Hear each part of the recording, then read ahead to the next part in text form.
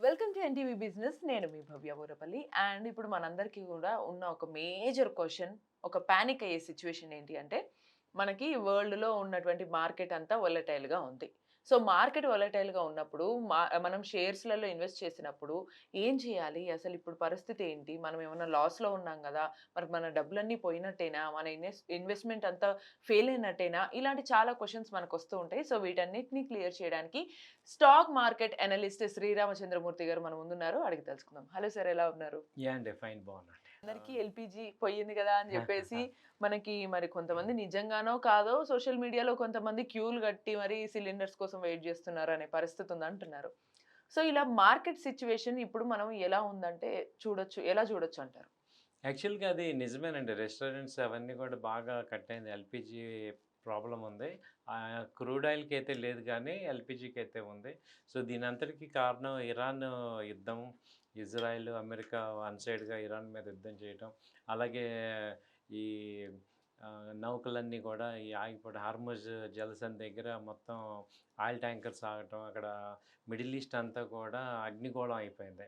ఎక్కడ చూసినా బాంబులు పేలిపోతున్నాయి. జస్ట్ ఫిబ్రవరి 28వ తారీఖు స్టార్ట్ అయిన ఈ అన్సర్టనిటీ మొత్తం అన్ని ప్రపంచ దేశాలన్నిటిని అతలాకుతలం చేసింది.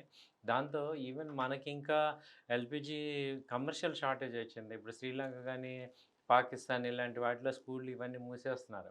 సో, అవును. ట్రాన్స్‌పోర్ట్‌కి చాలా ప్రాబ్లమ్ అయిపోతుంది.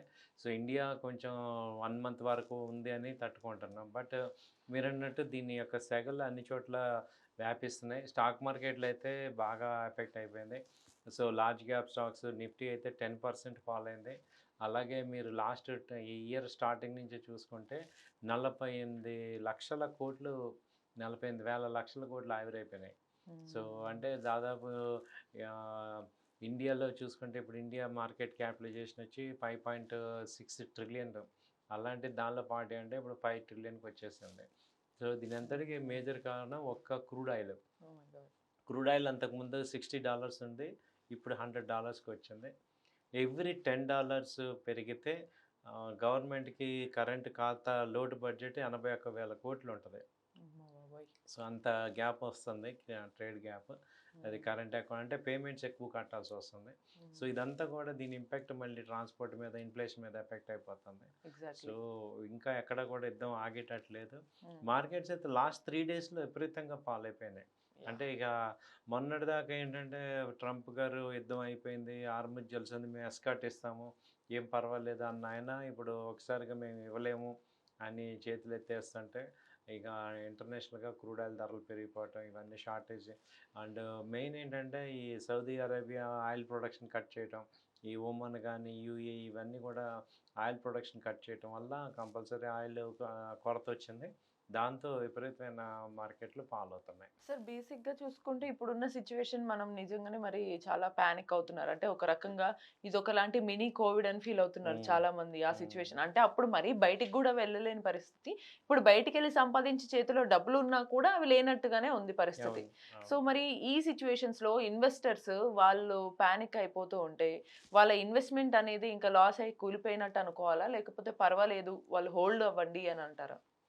ఇన్వెస్టర్స్‌కి ఇదే మెయిన్ పాయింట్ ఏంటంటే, ఇప్పుడు ఇన్వెస్టర్స్ అయితే ఇలాంటివి అంతకుముందు చాలా చూసాం. మళ్ళీ రికవర్ అయింది మార్కెట్స్. సో, ఇదంతా టెంపరరీయే. బట్ టెంపరరీ గానీ బాగా గట్టిగా తగులుతుంది దెబ్బైతే.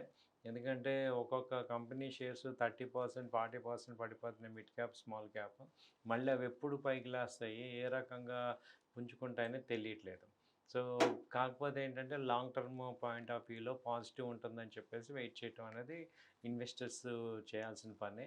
సో, ఆటోమేటిక్‌గా చాలా సందర్భాల్లో ఏంటంటే మంచి కంపెనీలన్నీ రికవర్ అయినాయి. అయితే ఇప్పుడు మీరు చూసుకోవాల్సింది ఏంటంటే ఇప్పుడు మీ కంపెనీస్ ప్రాఫిట్స్‌లో ఉన్నాయా? లాస్ట్ 3 మంత్స్, లాస్ట్ 2 టర్మ్స్ ఎలా ఉంది? ఏంటి? ఇవన్నీ ఒకసారి చెక్ చేసుకోండి. రైట్. సో, అది ఇన్వెస్టర్స్ చేసుకోవాలి ఈ టైంలో. హ్మ్. అలాగే ఫ్రెష్‌గా కొత్తగా ఇన్వెస్ట్ చేయాలనుకున్న వాళ్ళకి నిజంగా ఇదొక గోల్డెన్ పీరియడ్.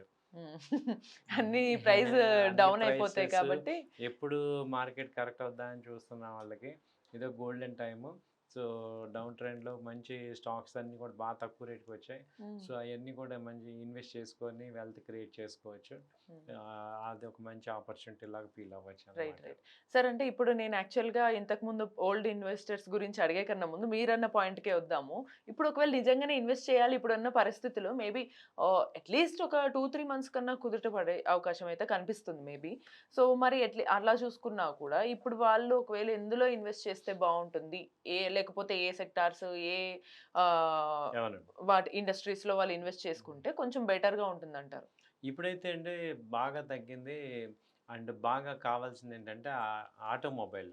ఆటోమొబైల్ ఎప్పుడు కావాలి. అయితే క్రూడ్ రేట్ పెరగటం వల్ల కొంత ఆటోమొబైల్ మీద ఇంపాక్ట్ పడింది. సో, ఇలాంటి టైంలో ఏంటంటే ఈ ఆటోమొబైల్ కంపెనీస్ బాగా తగ్గాయి. ముఖ్యంగా ఏంటంటే ఈ హీరో మోటార్ గానీ, ఎమ్&ఎం గానీ, తర్వాత ఈ ఐషర్ మోటారు, ఇవి టీవీఎస్ మోటారు ఇవన్నీ బాగా తగ్గాయన్నమాట. వీటిలో ఓకే. ఇన్వెస్ట్ చేసుకోవచ్చు. సెకండ్ బాగా తగ్గిందేంటంటే సిమెంట్ కంపెనీలు బాగా తగ్గాయి. సో, అవి ఒకటి ఇన్వెస్ట్ చేసుకోవచ్చు. తర్వాత బ్యాంకింగ్ స్టాక్స్ బాగా తగ్గాయి. ఐసీఐసీఐ బ్యాంక్ గానీ, యాక్సిస్ గానీ, ఎస్బీఐ గానీ ఇవన్నీ బాగా తగ్గాయి. సో, వీటిలో అలాగే ఫైనాన్స్ స్టాక్స్ ఎక్కువగా ఏంటంటే ముత్తూట్ ఫైనాన్స్ ఒకటి బాగా తగ్గి మళ్ళీ రివర్స్‌లో అవుతుంది. అలాగే Shriram finance, Bajaj finance, so, ఇవన్నీ కూడా బాగా తగ్గి మళ్ళీ రివర్స్‌లో అవుతున్నాయి. సో, ఇవి తీసుకోవచ్చు. తర్వాత ఫార్మా కంపెనీస్ మెయిన్‌గా తీసుకోవచ్చు. రెడ్డీస్ కానీ, సిప్లా కానీ, ర్యాంబాక్స్, దివీస్ ఇవన్నీ కూడా బాగా ఇంప్రూవ్ అవుతాయి నెక్స్ట్. ఆ తర్వాత తీసుకుంటే ఇప్పుడు ఈ డిఫెన్స్ స్టాక్స్ కూడా కొంత ఛాన్సెస్ ఉన్నాయి. సో, అదొకటి. తర్వాత నెక్స్ట్ తీసుకుంటే ఈ ఐటీ కంపెనీస్ కూడా కొంత బాగా కరెక్షన్ అయ్యాయి కాబట్టి కొంత రివైవ్ అయ్యే ఛాన్సెస్ ఉన్నాయి. సో, ఇలాంటి కంపెనీస్‌లో మీరు చేసుకోవచ్చు. సార్ మరి ఇందాక నేను మన ఓల్డ్ ఇన్వెస్టర్స్ విషయానికి వద్దాము. వాళ్ళు హ్మ్. మీకు మనం వరకే ఒక వరకు చూసుకుంటే హ్మ్. మనం గత ఎపిసోడ్స్‌లో కొన్నిసార్లు టాప్ 5 కంపెనీస్ ఇలా కూడా అవునండి. చెప్పాం. అవును. నెక్స్ట్ మనం యాక్చువల్లీ ఊహించలేదు. మంచి గుడ్ అవునండి. న్యూస్ చూస్తాం అనుకున్నాం. అవునండి.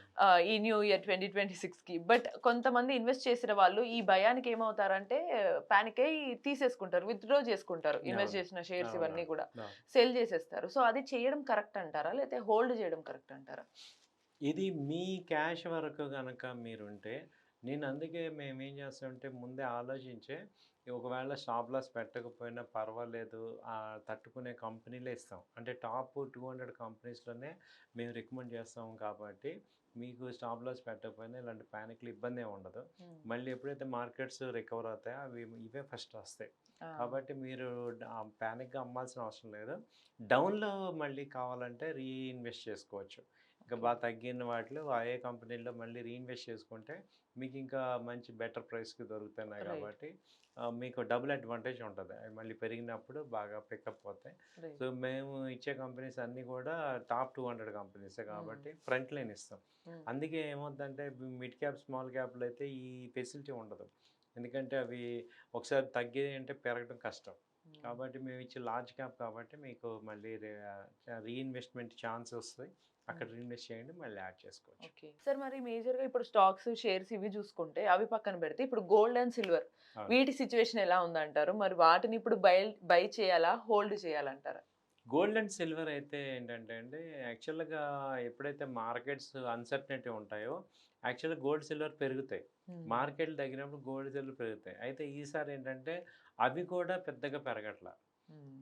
ఏంటి రీజన్ అంటే ఇప్పుడు ఈ క్రూడ్ ఆయిల్ పెరగటం వల్ల ఇప్పుడు క్రూడ్ కొనుక్కోవటంని డాలర్ రూపంలో కొంటాం కాబట్టి డాలర్ ఎక్కువ స్ట్రెంగ్త్ అయింది. హుహు. సో, కాబట్టి మనీ అంతా కూడా లిక్విడ్ మనీలో ఉంచుకుంటున్నారు. ఎందుకంటే ఎప్పుడు ఏ అవసరం వస్తుందా అని. గోల్డ్ అండ్ సిల్వర్ ఏంటంటే అవి ఒకసారి కొన్నామంటే డెడ్ ఇన్వెస్ట్‌మెంట్. హ్మ్. రైట్. రైట్. మనీ బ్లాక్ అయిపోతుంది. ఇప్పుడున్న పరిస్థితులు ఏంటంటే మనీ ఫ్రీగా ఉండాలి కాబట్టి ఎక్కువ మంది ఏంటంటే డాలర్స్‌లో కొంటున్నారు. ఇన్వెస్టర్స్ అందరూ డాలర్ మీద ఇన్వెస్ట్ చేస్తున్నారు. కాబట్టి ఏంటంటే గోల్డ్, సిల్వర్ ఆ రేట్లు అలా మెయింటైన్ అవుతున్నాయి. సో, ఇప్పుడు మొత్తము జియోపొలిటికల్ సిట్యుయేషన్ వల్ల డాలర్‌కి అడ్వాంటేజ్ అయింది. రైట్. కాబట్టి గోల్డ్, సిల్వర్ గాని, స్టాక్ మార్కెట్స్ ఈ 2 కూడా పెద్దగా పెరగట్లేదు. ఓకే. మరి అదే గోల్డ్, సిల్వర్‌ని ఫిజికల్‌గా ఇలా కాకుండా ఒకవేళ ఈటీఎఫ్‌గా తీసుకుంటే ఏమన్నా బెనిఫిట్ ఉంటుందంటారా? ఈటీఎఫ్‌లో బెనిఫిటేనండి యాక్చువల్‌గా. హ్మ్. ఎందుకంటే ఈటీఎఫ్‌లో ఈ తరుగు ఛార్జీలు ఇవన్నీ ఉండవు. డైరెక్ట్‌గా స్పాట్ రేట్ ఎంత ఉందో అంత ఉంటుంది. ఎగ్జిట్ లోడ్ పెద్దగా ఉండదు. ఛార్జెస్ తక్కువ ఉంటాయి రైట్. కాబట్టి ఈటీఎఫ్‌లో తీసుకోవటం గోల్డ్ బీస్ మంచి అడ్వాంటేజే. So, right. అవి ఎన్ని కావాలంటే తీసుకోవచ్చు. అక్కడ మనకి షేర్స్ లాగానే మన డీపీలో ఉంటుంది కాబట్టి అదొక అడ్వాంటేజ్. అండ్ చివరిగా ఇంకో కొంత డౌట్ ఉంది సార్. ఏంటంటే ఇన్వెస్ట్‌మెంట్స్ విషయంలో కొంచెం పానిక్ అవ్వద్దు, బ్యాలెన్స్‌డ్‌గా ఉండాలని చెప్పారు. అది అర్థమైంది. బట్ నెక్స్ట్ మేబీ ఈ సిట్యుయేషన్స్ వల్ల ఒకవేళ ఇన్‌ఫ్లేషన్ ఏమన్నా వచ్చి, ఈ ధరలు ఇవన్నీ పెరిగినప్పుడు వాళ్ళ ఇన్వెస్ట్‌మెంట్‌కి ఇదొక కొంచెం బర్డెన్, వాళ్ళ ఇన్వెస్ట్‌మెంటే వాళ్ళకి బర్డెన్ అయ్యే ఛాన్సెస్ కూడా ఉంటాయి.